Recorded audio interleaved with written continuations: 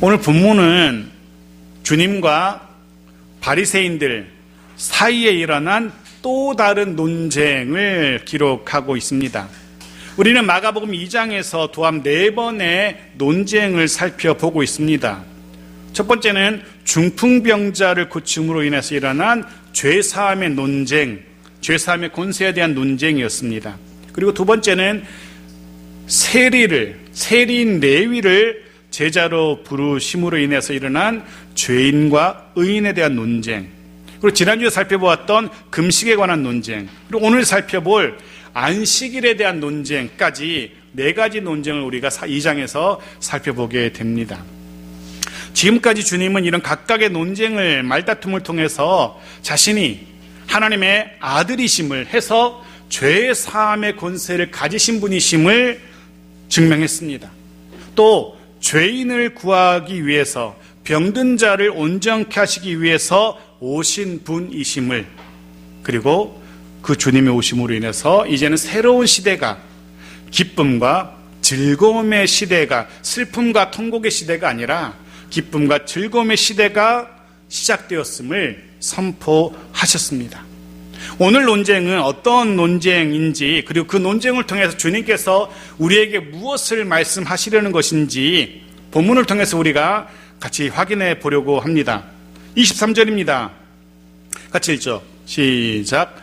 안식일에 예수께서 밀밭 사이로 지나가실새 그의 제자들이 길을 열며 이삭을 자르니, 먼저 논쟁이 일어나게 된 사건이 있었던 때, 그 사건이 일어난 날 언제입니까?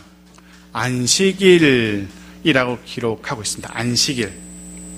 이 안식일은 유대 나라의, 유대 사회의 최고의 존엄이라고 표현할 수 있을 겁니다. 최고의 존엄. 무슨 얘기입니까? 마치 북한 사회에서 김정일이라는 인물이, 한 인물이 최고의 존엄인 것처럼 유대인들에게 안식일은 그런 날이었습니다. 함부로 입에 담아서도 안 될 정도의 권위를 가지고 있으며 하나님이 직접 제정하시고 하나님이 명하신 날입니다. 아무도 거기에 토를 달 수 없는 그런 날입니다. 보십시오. 출애굽기 30장 8절부터 11절을 읽어볼게요. 같이 읽죠. 시작. 안식일을 기억하여 거룩하게 지키라. 엿새 동안은 힘써 내 모든 일을 행할 것이나 일곱째 날은 내 하나님 여호와의 안식일인즉 너나 내 아들이나 내 딸이나 내 남종이나 내 여종이나 내 가축이나 내 문 안에 머무는 객이라도 아무 일도 하지 말라. 이는 엿새, 넘기세요. 네, 시작. 이는 엿새 동안에 나 여호와가 하늘과 땅과 바다와 그 가운데 모든 것을 만들고 일곱째 날에 쉬었음이라. 그러므로 나 여호와가 안식일을 복되게 하여 그날을 거룩하게 하였느니라. 네, 무엇을 할 수 있습니까? 유대인이라면, 유대 땅에 있는 자들이라면 누구라도, 심지어 가축, 짐승, 동물까지도 지켜야 되는 그런 법입니다. 당연히 그 누구도 훼손해서도 안 되고 훼손되어서도 안 되는 유대 사회에서도 절대 가치라고 할 수 있습니다. 유대 사회에서 안식일은 그런 의미의 날입니다. 말 그대로 유대 사회를 지탱하는 근본이라 할 수 있는 날입니다. 기억하시는지요? 유대 사회를 지탱하는 세 개의 기둥 같은 것이 있다고 말씀을 드린 바가 있습니다. 기억하십니까? 기도와 구제와 금식. 지난주에 드린 말씀입니다. 완전 새로 듣는 것처럼. 기도와 구제와 금식. 이 세 가지가 유대 사회를 떠받치는 세 개의 기둥과 같다는 말씀을 지난주에 드렸습니다. 기도, 구제, 금식이 유대 사회의 기둥이라면 안식일, 또 하나 할례, 안식일과 할례, 이 두 가지는 유대 사회의 토대, 뿌리, 근간이라고 할 수 있습니다. 이것이 없으면 유대 사회 자체가 흔들릴 수밖에 없는, 시작될 수가 없는 그런 중요한, 소중한 날이 안식일입니다. 그 날에 논쟁이 되는 한 사건이 일어납니다. 어떤 사건이었습니까? 예수님의 제자들이 밀밭 사이로 지나가면서 밀 이삭을 자른 겁니다. 오늘 본문의 전후 맥락도 그렇고 같은 사건을 기록한 마태복음 12장 1절에는 제자들이 단지 밀 이삭을 자르기만 한 것이 아니라 그것을 비벼서 까서 먹기까지 했다라고 정확히 기록해요. 보십시오. 마태복음 12장 1절 같이 읽죠. 시작. 그때 예수께서 안식일에 밀밭 사이로 가실 때 제자들이 시장하여 이삭을 잘라 먹으니. 네. 제자들이 남의 밭에 밀 이삭을 잘라서 먹어버린 겁니다. 그거 아십니까? 그런 생각해 보신 적 있으신지요? 예수님을 따라다니면서 예수님을 따라다니는 제자들이 과연 잘 먹고 잘 살았을까? 예수님의 제자로 살아가면서 제자들이 걱정, 근심, 염려 없는 풍족한 하루하루를 살았을까? 아니면 겨우겨우 입에 풀칠할 정도로 살았을까? 얼핏 생각하면 엄청난 그런 일들을 벌이신 주님이지 않습니까? 병자도 고치시고 귀신 들린 자 온전케 하시고 아무도 할 수 없는 상상 이상의 능력을 지니신 분입니다. 많은 사람들이 환영하고 모든 사람들이 다 박수치면서 합니다. 당연히 지금으로 생각하면 많은 후원도 있었을 것이고 많은 헌금도 있었을 것이고 물질도 많이 병 고침 받은 사람들이 가만히 있겠어요? 자기들의 모든 재산도 갖다 줬을 것이고 자신의 자녀가 귀신 들렸다가 온전케 되었어요. 예수님에게 그냥 돌려보내겠습니까? 온갖 걸 갖다 바쳤을 것 같은 생각이 들어요. 그럼 제자들도 잘 먹고 잘 살고 했을 것 같아요. 그런데 과연 그런지 또 한편 생각해 봅니다. 이 제자들이 어떤 사람들입니까? 자신들의 일상의 삶을 포기하고 주님을 따라 나선 제자들이에요. 자신들의 일을 계속하면서 그냥 부업처럼 예수님을 따라다니는 게 아니라는 거죠. 부업이 제자고 본업은 어부, 본업은 레위 하면서 부업으로 제자의 삶을 사는 게 아니라는 거죠. 자신들의 모든 일상의 삶을 다 포기하고 오직 주님만 따라다니고 있는 제자들입니다. 그 중에는 야고보, 요한 형제처럼 부유한 집안의 자제들도 있었어요. 종도 많았고 배도 많은, 요즘으로 하면 적어도 중소기업 이상의 그런 사장님의 아들들이었어요. 세리였던 레위는 어떻습니까? 물론 부정한 방법으로 돈을 착복한 것이지만 같은 민족을 수탈해서 받은 돈이었지만 여전히 그는 큰 부자였습니다. 당대 최고 수준의 권력과 부를 지닌 그런 사람이었어요. 그런 이들이 나름의 보장된, 나름의 안락하고 풍요로운 삶을, 직업을 포기하고 주님을 따라 나선 겁니다. 그렇다면 제자들이 그 많은 것들을 포기했다면 주님이 적어도 의식주 정도는 남부럽지 않게 걱정할 것 없이 책임져 주셨어야 할 것 같습니다.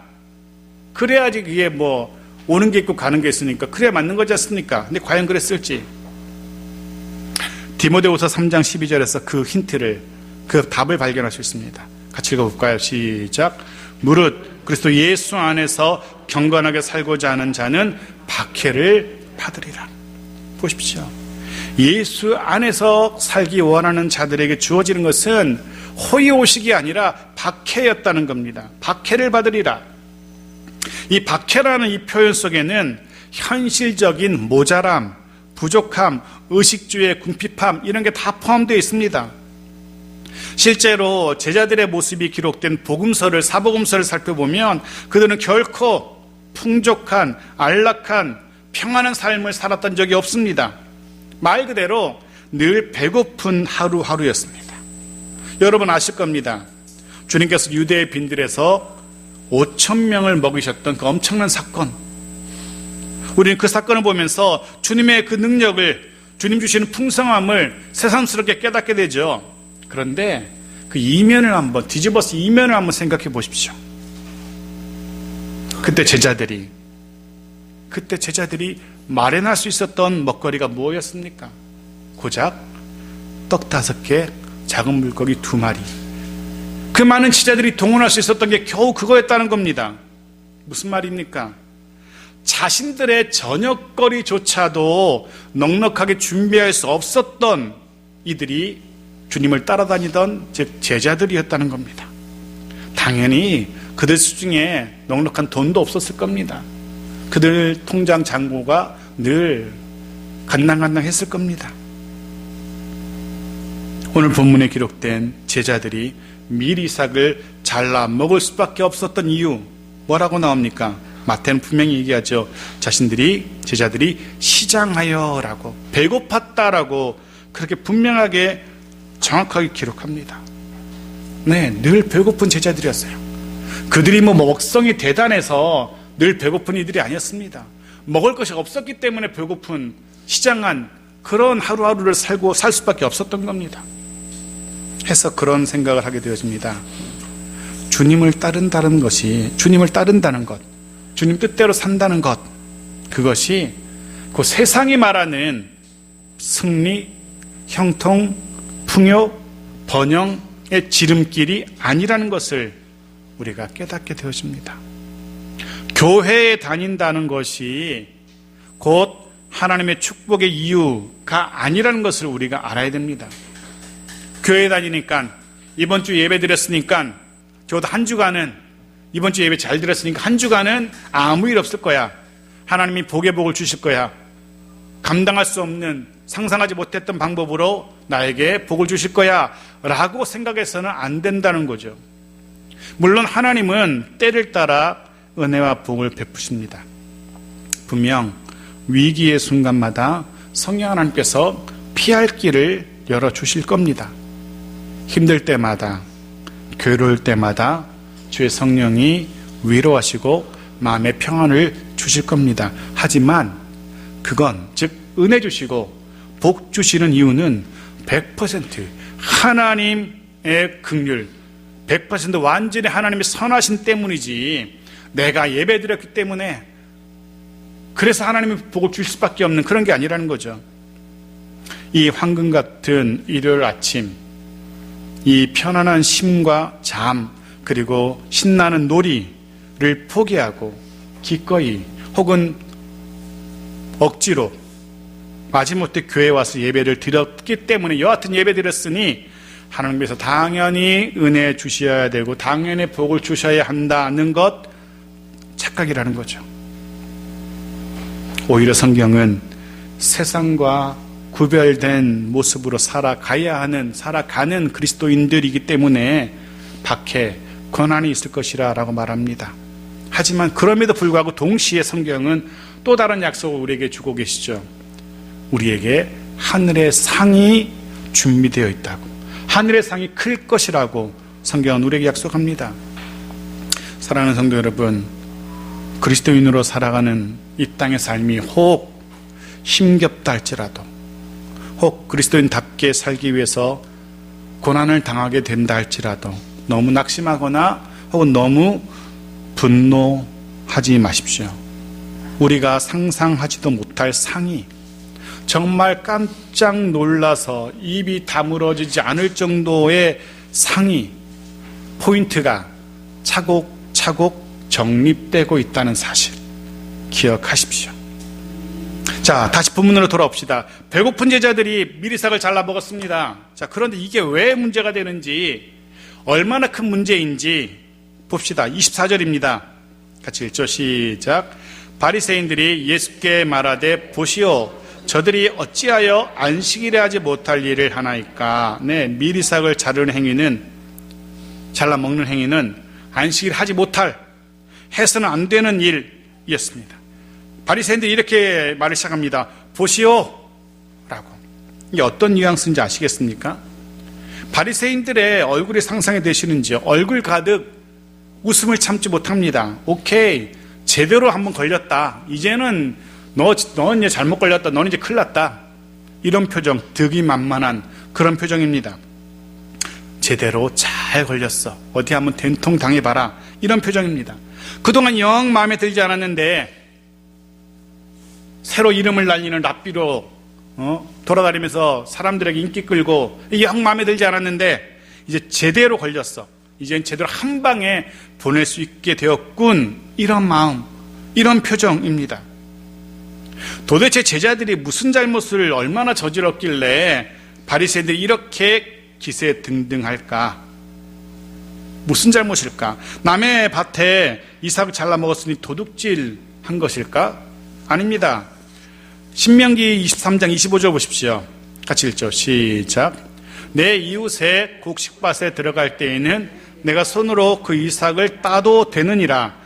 그러나 내 이웃의 곡식밭에 낫을 대지는 말지니라. 네, 비록 남의 밭이라 할지라도, 비록 남이 공들여 키운 곡식이라 할지라도 누구든 배고픈 사람들이라면 들어가서 따서 그 곡식, 그 열매 먹어도 죄가 되지 않습니다. 그렇다고 해서 이 말씀이 성경이 그렇다고 해서 우리도 남의 밭에 들어가 따먹으면 안 되죠. 우리는 그때랑 지금이랑 전혀 다른 사회니까, 법이 다르니까. 어쨌든 유대법은 길에 가다가 배고파요, 여행을 하다 배고파요. 그럼 남의 밭에 들어가, 남의 포도원에 들어가 나무 과실수를 따먹어도 돼요. 단 낫 같은 도구를 이용해서 자기가 먹을 수 있을 만큼이 아니라 이만큼 한 짐 짊어지고 갈 정도로 해서는 안 된다는 거죠. 그건 도둑질이에요. 그건 죄가 됩니다. 하지만 배가 고파서 허기져서 그만큼 먹는 건 전혀 죄가 되지 않아요. 근데 제자들이 어떻게 했습니까? 낫질한 게 아니라 손으로 미리삭을 잘라서 그냥 먹었을 뿐이에요. 죄가 되지 않는, 아무런 문제가 되지 않는 행동입니다. 그럼 왜 이 바리새인들이 이토록 기세등등 할까? 바리새인들의 말을 더 들어보면 이렇게 됩니다. 안식일에 하지 못할 일을 하나이까? 네, 이겁니다. 안식일에 하지 못할 일. 제자들이 감히 안식일에 하지 못할 일, 즉 안식일을 범한 겁니다. 서두에 말씀드린 유대사회 최고의 절대가치, 누구도 훼손해서도 안 되는 안식일의 이 규정을 어긴 거라는 겁니다. 이 안식일은요, 심지어 이스라엘의 왕들도 함부로 어길 수 없었던 절대 규범이었습니다. 심지어는 로마가 통치하는 시대잖아요. 로마의 정부조차도 유대 안식일을 인정할 정도로, 그들도 안식일은 범하지 않을 정도로, 유대사를 자극하지 않기 위해서 그렇게 그들도 유대 안식일을 존중하고 인정해 줬던 것이 안식일입니다.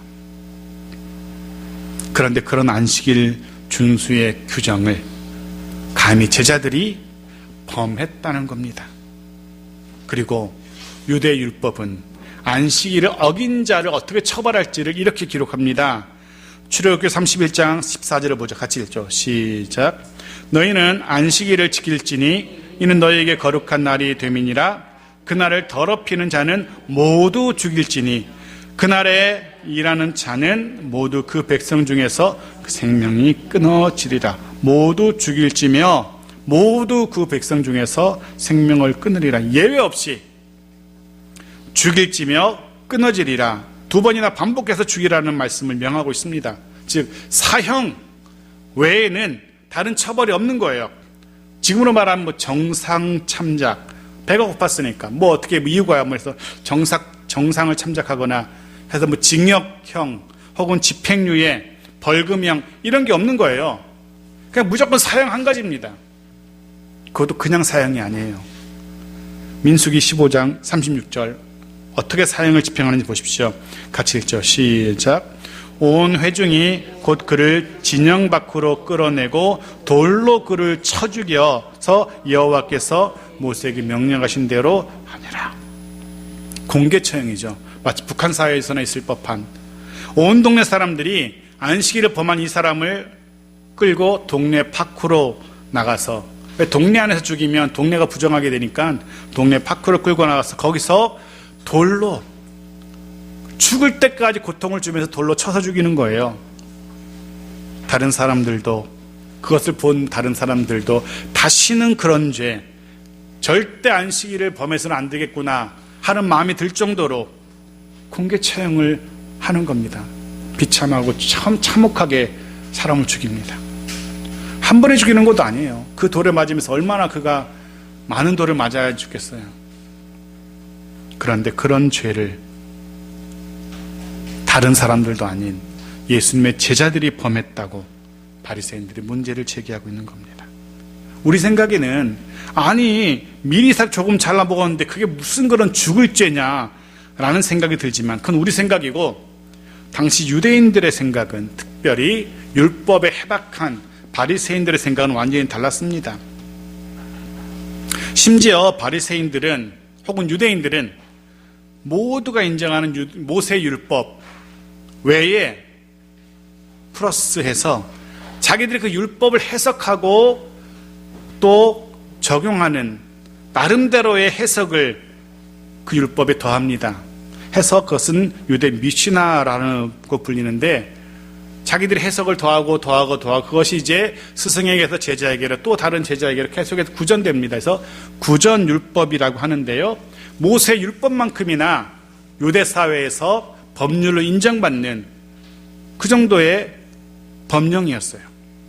사실 모세 율법은요, 안식일 규정에 대해서 큰 목록만 제시해요. 아주 구체적인 삶의 디테일한 것까지 적용하지 않아요. 근데 바리새인들이 그 아주 자세한, 우리는 말하면 헌법이 있고 법령이 있고 세부지침이 있는 것처럼 유대 사회도 율법이 있으면 바리새인들이 그 밑에 여러 가지 법률들을 만들어 놓은 거예요.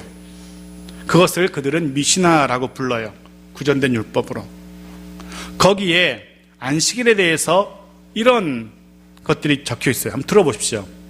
물론 당연히 안 되는 거지만 쟁기질하는 것 안식일에 하면 안 돼요.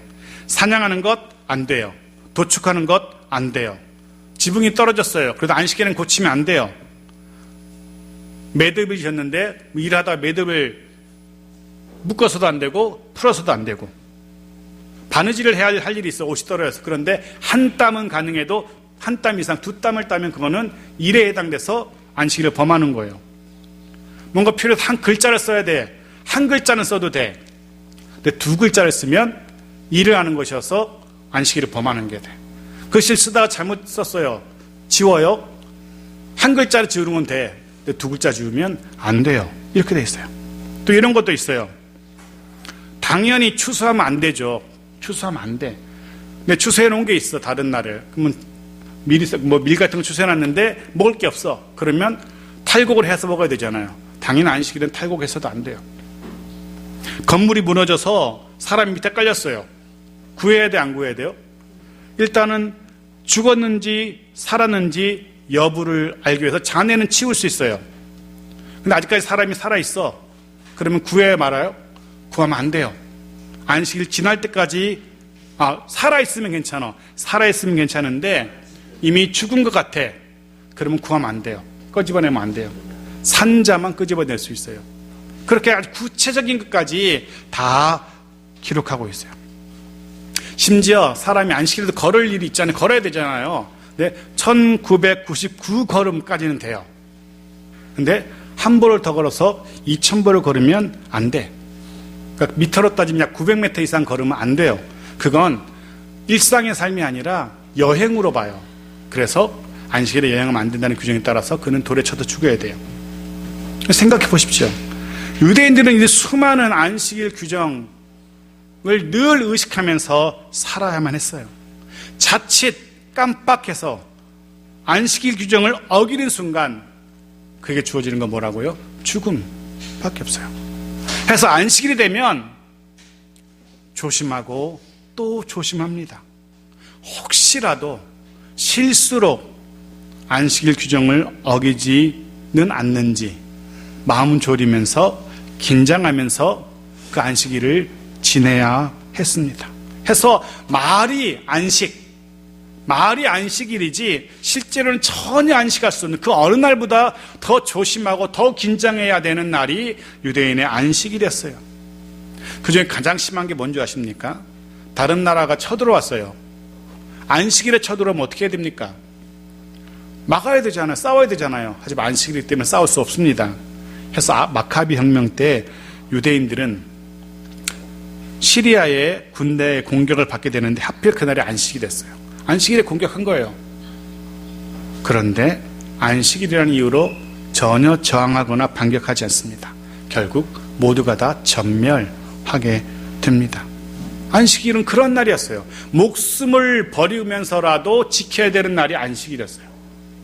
그런 안식일이었는데 제자들이 안식일을 범했다는 겁니다. 미리삭을 자르는 건, 손으로 잘랐지만 자르는 건 추수 행위고, 손으로 비볐지만 거기서 알갱이를, 곡식 나다를 만들었다는 건 탈곡이 되는 거예요. 그렇게 해석한 거예요, 바리새인들은. 그래서 안식일을 범했다라고 문제를 제기했어요. 그것에 대해서 잘못 대응하면 이제 추수와 탈곡 행위를 한 것으로 되어서 제자들이 죽어야 돼요. 주님이 어떻게 대응하시는지 25절입니다. 같이 읽죠. 시작. 예수께서 이르시되 다윗이 자기와 및 함께한 자들이 먹을 것이 없어 시장할 때에 한 일을 잃지 못하였느냐. 예수님께서 다윗을 거론하십니다. 다윗의 이야기를 시작하세요. 다윗, 그가 자신뿐 아니라 자신과 함께한 사람들이 율법으로 제사장만 먹을 수 있는 그 거룩한 떡, 빵, 진설병을 자신뿐 아니라 제사장도 아닌 자신이, 제사장도 아닌 사람들이 그걸 먹었다는 겁니다. 배고파서. 근데 다윗이 누굽니까? 유대인들 모두가 존경하는, 가장 존경하는 그런 인물입니다. 우리로 생각하면 이런 거예요. 우리가 제일 존경하는 사람들 있잖아요. 뭐 세종대왕이라든가 이순신이라든가 안창호라든가 유관순이라든가 이런, 우리나라에도 우리 역사상 우리가 존경하는 많은 위인들이 있어요. 그런 위인들 다 합한 것보다 더 존경하는 인물이 다윗이라 생각하면 돼요. 유대인들에게 다윗은 그런 인물이었어요. 그런 사람입니다. 그런데 그런 다윗이 그렇게 했다면 그건 아무 문제가 없다는 거죠. 다윗이 그렇게 했다면 그건 무엇이건 상관이 없다는 겁니다. 다윗이 했다면 그 어떤 유대인도 반대를 하거나 반대해서도 안 되는 겁니다.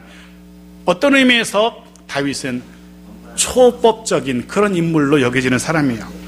그런 다윗도 배가 고플 때는 진설병, 제사장만 먹을 수 있는 떡을 먹었다는 겁니다.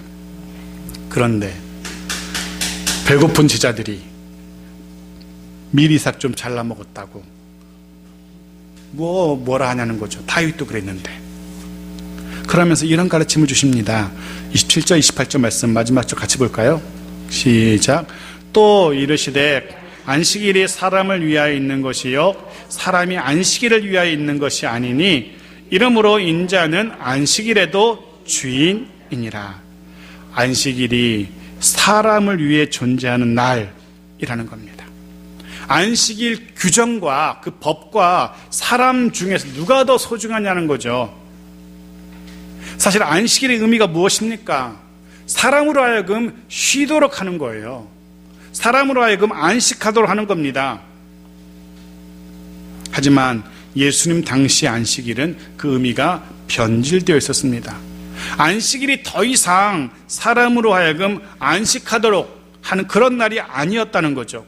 온갖 말도 되지 않는 해석을 곁들여서, 사람의 해석이잖아요. 온갖 해석을 곁들여서 사람들로 하여금 불편하게 하는 날, 사람들로 하여금 안식에서 오히려 멀어지게 하는 날, 사람들을 억압하고 옥죄는 날이 되어버린 겁니다.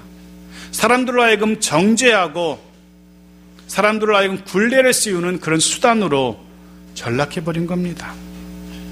하지만 이제 예수님이 오심으로 이 안식일의 온전한 의미가 회복될 겁니다. 안식일의 주인이신 주님께서 이 땅의 사람들로 하여금 참된 안식을 맛보게 하시고 누리게 하실 것이기 때문에 안식일의 주인이신, 안식 주시는 주님께서 그렇게 하실 겁니다. 그러니 말도 되지 않는 사람이 만든 그런 규례를 가지고 안식일의 진짜 주인이신 주님을 판단하지 말라는 거죠. 안식일의 참된 의미는 자신의 삶을 내려놓고 하나님을 예배하라는 것이 진정한 의미지, 온갖 규정으로 사람을 옥죄고 정죄하고 그날을 안식으로부터 멀어지게 하는 그런 날이 아니라는 거죠. 주님은 이제 그렇게 안식일에 참으로 안식하며 하나님을 예배하는 날로 사람들로 하여금 참된 안식을 누리게 할 수 있는 그런 날이 되도록 하실 겁니다. 그렇습니다. 주님이 이 땅에 오심으로 인하여 비로소 참된 안식이 가능하게 됩니다. 평안 주시는, 안식 주시는 주님이 이 땅에 오심으로 비로소 땅과 사람들이 안식을 누리게 될 겁니다. 그럼에도 불구하고 평안케 하시는 주님이 우리 가운데 함께 하시고 그 주님이 우리의 평안 주심에도 불구하고 주님이 주시는 평안에도 불구하고 평안을 누리지 못하는 그런 우리 연약한 인생이 되어서는 안 될 겁니다. 사실 말씀은 우리에게 주님 우리와 함께 하시니 주님 평안 주시니 평안할지어다 말씀하지만 사실은 쉽지 않습니다. 그죠? 우리의 삶이 그렇게 실제로 이 말씀을 적용하려고 해보면 안식하기, 마음 평안을 유지하기 쉽지 않아요. 여러분도 그렇고 저도 그렇고 그럴 겁니다. 우리의 삶 속에서, 일상의 삶 속에서 주님 주시는 평안을 온전히 누리기란 쉽지 않은 게 사실입니다. 주님 주시는 평안함이 올라오다가도 내려가고 올라오다가도 내려가고 우리 삶이 그래요. 하지만 분명한 건 주님께서 저와 여러분의 삶 가운데 이전에 맛보지 못했던 참된 안식 맛보게 하실 겁니다. 주님이 그렇게 하실 겁니다. 그러시길 바랍니다. 물론 온전한 안식은, 완벽한 안식은 까지 회복되는 날은 주님이 재림하실 때죠. 그때까지 우리는 계속해서 오르락내리락을 반복할 겁니다. 주님 주신 안식으로 웃었다가 삶의 공감으로 울었다가 계속해서 롤러코스터처럼 오르락내리락하는 그런 삶을 살 수밖에 없겠죠. 그럼에도 불구하고 우리의 삶이 시간이 지날수록 주님 주시는 안식으로 더 평안하게 되어지기를 소원합니다. 주님이 계신, 주님과 함께하는 우리의 일상의 삶이기에 그곳이 어디든 어떤 상황이든 안식, 평안을 누릴 수 있을 겁니다. 오늘 예배하는 이 시간뿐 아니라 우리의 또 한 주간 매일의 삶 속에서 이런 주님 주시는 참된 안식 누릴 수 있기를 소원합니다.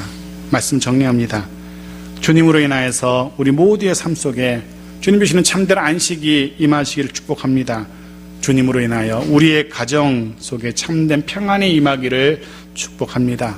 또 한 주간 주님 주시는 이 평안, 이 안식을 누리며 살아가는 우리들 모두의 한 주간이기를 주의 이름으로 축복합니다. 아멘.